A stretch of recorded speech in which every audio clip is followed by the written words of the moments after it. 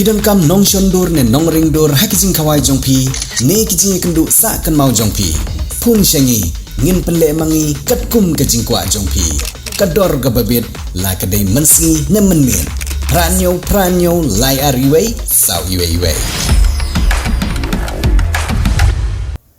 ka jing Rakhe jong partai barok gawai ya ka Sngi kan mau bandon ya ka hok Longbriew Manbriew lane ka Human Rights Day lane ban penlong ya ka jingbo jingkan mau ya ka jingdon kam jong ka hok ha ka Longbriew Manbriew ha ka imlang ka salang menda ka Sngi ka shipautre unopra arjar arpsan ka Skulbah MGU lane ka Mahatma Gandhi University hari Bhoi district kala penlong ya ka jing Rakhe ya ka Sngi ka balabu kum ka Sngi jong ka hok Longbriew Manbriew lane ka Human Rights Day ha ka balai bynta dagi Samla Pule ketika Skulbah ha ka jingwan poi jong ka kong Rona Khamdek kepada MDC jong ka Nongpoh kum ka kong san nang ta ka kong Jinisha di Mayong kepada kedekot jong ka Meghalaya State Commission for Protection of Child Rights kum ka nong sha khot sngewbha ka kerpang lene ka special guest ha ka ji don lang ro jong Dr. Sagar Onkarau Manjare ubri Vice Chancellor ka Skulbah MGU ki no hikai jong ka Skulbah ki Samla Pule lembat kiwei haba aizin keren hakin Sngi ki nong sha khot sngewbha ki lapun kan mau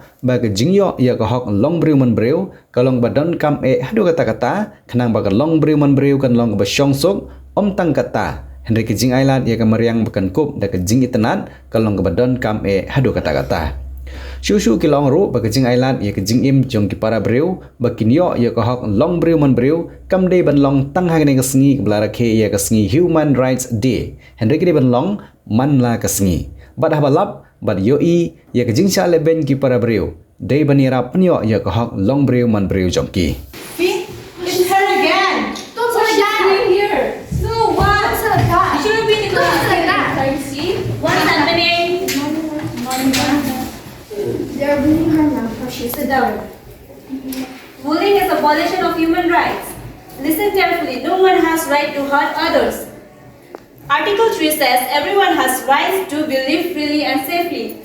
Article 26 says everyone has right to education, not with insult, not with bullying. School is a place to learn, not to make someone small. When you love others different, you forget your own humanity. I also deserve respect like everyone else. Exactly, we all must treat others the way we want to be treated. Man, we didn't know about human rights. We didn't even know that we're breaking human rights. Yes, ma'am. Respect is not only a word, it should be a heart. Yes, human rights are not just in book, they are also protected by our constitution and law. Everyone sitting here deserves respect, to feel safe, to be respected without bullying, without any disrespect. Yes, ma'am. Respect, it's not only a word, it should be in action like in real life. So now I want a promise from each one of you. You will stop bullying who is hurt. You will stand for someone who is weak. So promise me that you will choose kindness over cruelty and courage over silence. I'm sorry. Kushi, we are so sorry. We will repeat this again. It's okay.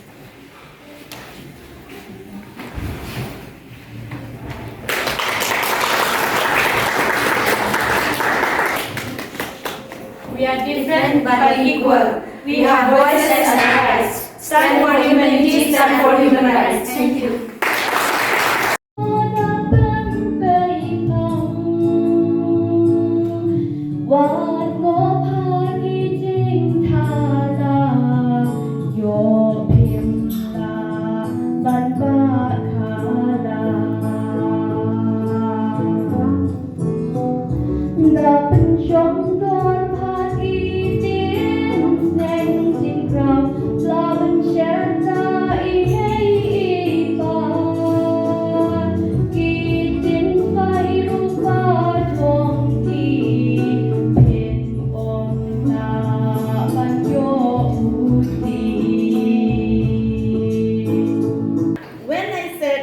Human beings, it indicates all of us. All of us, we are human beings. And we are talking today also about the climate justice and human rights. So we as human beings have our own rights, but does the climate has its own right too? That's the question I want to raise to each one of us, including myself. And that is a very, very big question, guys. As human beings, all of us, we have got our own rights. But the question is, does the climate also has its own rights too? Let me ask, any philosophy student is here? Do we have philosophy student? No, okay. Since we don't have any philosophy student, I will just explain as per my own philosophy. Let me ask, what is ethics? Ethics, as per what I understand, is a moral principle which directs right or wrong on human behaviors. So my dear students, my dear friends,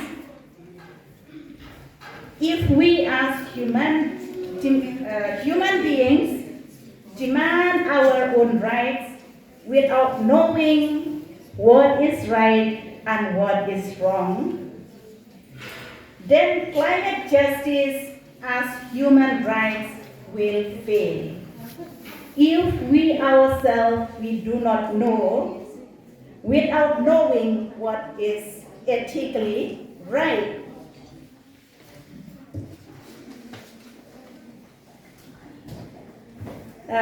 The best example, I want to elaborate a little bit. What is right for me may not be right for you. The best example is planting trees for me. Since I like planting trees, it might be right for me, it is right for me. But for you, if you want to construct a house, you have to cut down a tree. So in this situation, in this condition, you want to cut down a tree. So in this situation, what is ethically right? In this situation, for the one who loves to plant a tree, and for the one who wants to cut down a tree for the needs to build the residential house, is that the cutter should plant the tree, isn't it? That will be ethically right. But as human beings, if we ethically know that we're supposed to contribute towards our mother nature, then this climate justice as human right is achievable. We cannot deny or oppose development, as it is needed for our growth and progress. But if we act ethically, keeping in mind that we need to maintain the ecological balance in our day-to-day life. So climate justice as human rights has to be acted by human beings ethically. I think everyone has benefited, the CMs, also myself. So I would like to share only a few words from my end. As we all aware, the 10th of December is celebrated globally as International Human Rights Day, as declared by the UN General Assembly under the Universal Declarations of Human Rights, to promote humanitarian welfare and awareness on various rights and justice issues of the common citizen worldwide. And exactly this program is about to elaborating on the issue with climate change and protection of our human rights.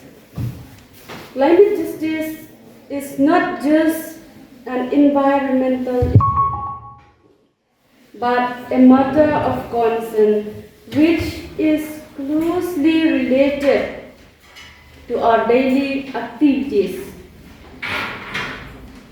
Yes, of course, a very vulnerability and a broad subject that speaks about our basic human rights and well-being of our common citizens. Last time also I told, if a teacher look this side and blackboard writing and teaching the hearing impaired children, then he cannot understand because he has to see the lips. There are some tips, right to education. There are some tips so that the hearing impaired child who is sitting in the front should be able to see. That's why even in the community of this maybe Sardars, you are having very big moose.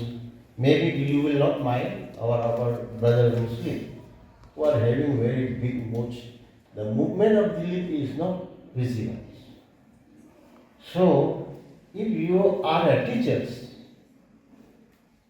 you should not have very long moose because child cannot comprehend because 40% of our learning is through the vision, by looking. Even you know the body language, no?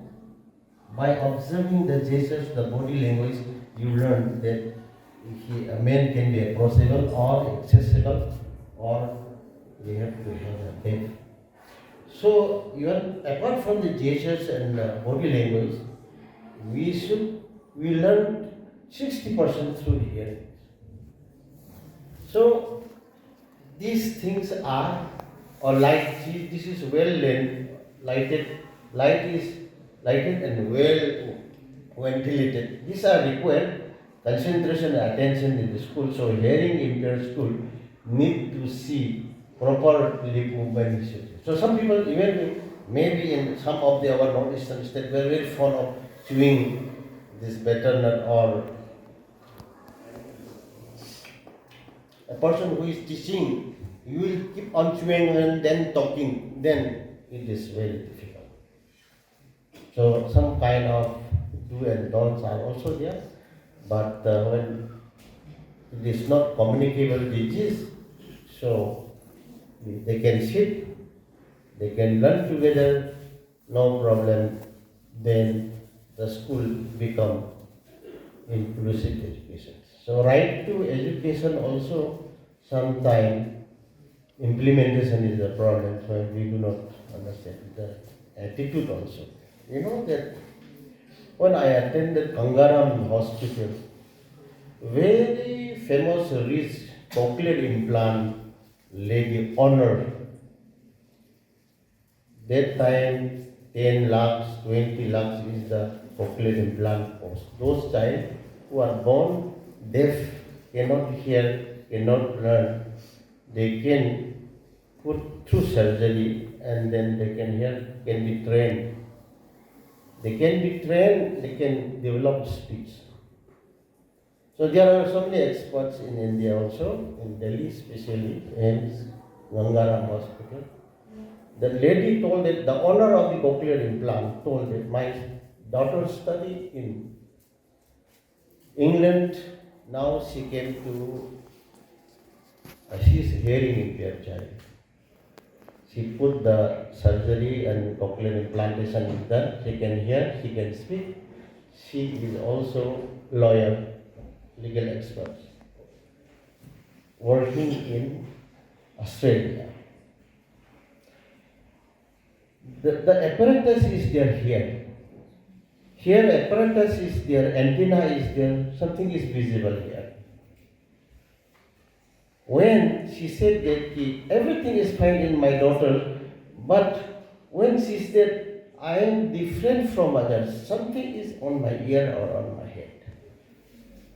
One crorepati billionaire is there in Kolkata, RD Builders. And his daughter is also hearing impaired. I look after also for training, auditory training and speech. We put hearing aid and in her own school, she is studying and people are making fun of her, playing with the hearing aids. She could not inclusive. She is not able to include herself in the school where her father is the founder. Marwari. Just see that the attitudes, because of the when we test some children we are testing and then we are giving hearing the government of India. Mother is telling that my daughter, if she put this, now she may go to school, she will not get boy, she will not get married because of this apparatus. So we don't want. So without hearing it, she did that is better because that is not visible, she is not disabled. Like that, there a lot of that barrier is there. So we need some kind of acceptance also, understanding of the real problem. That is, what can be inclusive, right to education. Of course, there are also severity of the problems where there are difficulties to be integrated in. Now, during my school life, actually, I was confused various concepts of social sciences, and later, while going through my study, later only I understood it's a big science. Social science is a big science. I would like to just give the conception. Initially, let us come to the history. All the countries, their identity was based on religion. At a time, Pope, for example, Europe, in Pope was the supreme power, not the king. Later, the concept developed into nationalism, where various countries came. And because of their national identity, many wars was there, many people died, millions died. Later, the Renaissance came, industrialization occurred, and because of which business developed. Various countries started propagating their business. For example, East India Company came to India for exploring business opportunities. And in course of time, for business, for national identity, for political power, two wars. The first World War in 1919 and the Second World War in 1945 happened, wherein there were violations, death of millions of people, violations of human rights, everything destroyed. And finally, what happened when Japan attacked the Allied power? USA dropped atom bombs in Japan, Hiroshima and Nagasaki. And the consequences of those events are being suffered continuing in Japan. To stop this menace, the politically powerful nations founded the UNO in 1945 in 24th October, basically to stop war, bring peace and harmony among the world, among countries, bring cooperations, to promote the human rights of all people across any countries. So based on that, in 1948, on 10 December, the Universal Declaration of Human Rights was declared. And since then, 10 December is being observed internationally as the International Human Rights Day. And thereafter,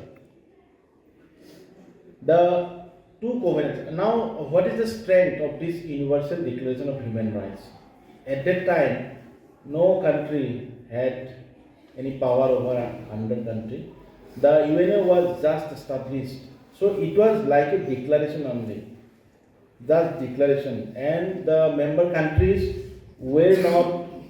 We cannot emphasize any country to follow these principles. These are the basic principles, 30 articles to be observed by all countries.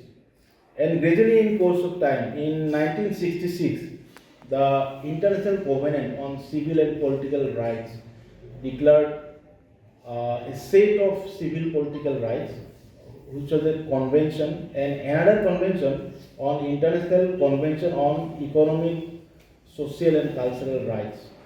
So these two conventions had a little bit weightage among the countries and asked all other countries to take provisions in their constitutions or respective country regulations. So in our constitution, now what are human rights? To define human rights, these are the inalienable rights of any people who are born as human beings, and in India, which are declared and protected under its constitution and relevant laws. Now, in our constitution, the fundamental rights sector, these are the we can call paraphrase of International Convention on Civil and Political Rights, which are enforced by court of law. While another set of regulations are there, the directive principles of state policies, but these are not mandatory. We cannot enforce any government authority to follow by way of law. But these are also basic rights to promote and protect the dignity, well-being. And in course of time, it was thought that whenever our nation as a whole comes to be powerful economically, rights will be declared, the socio-economic rights. Now, these two categories, first and second generation rights, there are another generation of rights called right to development, right to environment. These are, we can call third generation human rights, which are yet to be protected and yet laws to become. Now, to protect human rights, we avail the services of judicial system. But what about other aspects that we are still suffering at home? How it can be protected? The thing, our everyday essentials, we can think of various aspects that we need protection but are not protected. Imagine a family in a distant rural village or poor village areas. So when he get up in the morning, he washes his face and he needs a pure drinking water. Whether pure drinking water is available for him. Next at 9 a.m. they have to send their children to educational institutions, whether they are getting fair at fair and affordable prices quality education or not. Next, when they are coming back in the evening, whether they are getting free electricity or not. So these are some basic some aspects that are not yet protected, and we have to explore and we have to promote. The theme, which is climate justice as human rights, which will include even the ecological vulnerability, displacement, and the right to a healthy environment in India, compels us to examine the environment not merely as a scientific or geographical subject, but as a direct foundation for human rights. When we speak of climate change, we usually think of melting glaciers, erratic rainfalls, floods, and extreme temperatures. However, beyond these climatic disruptions lies a human consequence. The air we inhale, the water we consume, the forests we depend on, and the land that sustain us all are elemental to life and dignity. When these are erupted, it is not only the planet that suffers. Humanity suffers, rights suffers, and justice suffers. Climate justice is rooted in fairness and equity. It recognizes that those who contribute least into environmental destruction are the ones who suffer the gravest consequences. In India, the reality are stark. Industrialization, rapid urban expansion, mining activities, and pollution have disproportionately affected tribal communities, rural families, forest dwellers, and marginalized groups. Climate change and environmental degradation threaten the right to life and health, which is under Article 21 of the Indian Constitution. The right to livelihood, particularly for agricultural and forest-based communities. The right to a clean and healthy environment, which is now recognized nationally and globally, as well as the right to housing, land, and cultural identity, which is vital to indigenous societies. Environmental injury is not ecologically damage, but it is a violation of justice, equality, and human dignity. Our own state, Meghalaya, is naturally blessed. The world knows it as the abode of clouds. One can witness the charm of Maulana, known widely as Asia's cleanest village, where traditional ecological wisdom and community participation have preserved nature beautifully. Yet, on the other side, a severe crisis unfolds. Byrnihut today stands among the most polluted regions globally. Cement plants, uncontrolled industrial discharge, construction dust, heavy vehicular movement, all have fueled alarming levels of air toxicity. There is no longer just an environmental concern. It is a human survival concern. There has been a rapid and concerning increase in respiratory illnesses, cancer, tuberculosis, cases in and around Byrnihut. And this is not a distant statistic. It even involves our very own students at Mahatma Gandhi University. Many students residing near Byrnihut are battling tuberculosis. Their attendance has been deeply affected. Academic performance is falling because health prevents participation. The communicable nature of the illness makes social and classroom engagement unsafe. Thus, pollution has attacked not only health but the right to education. There can be no peace without justice and respect for human rights. If we want peace, so there should be justice. So we now today come together. We will do a long deliberation on these issues entire day.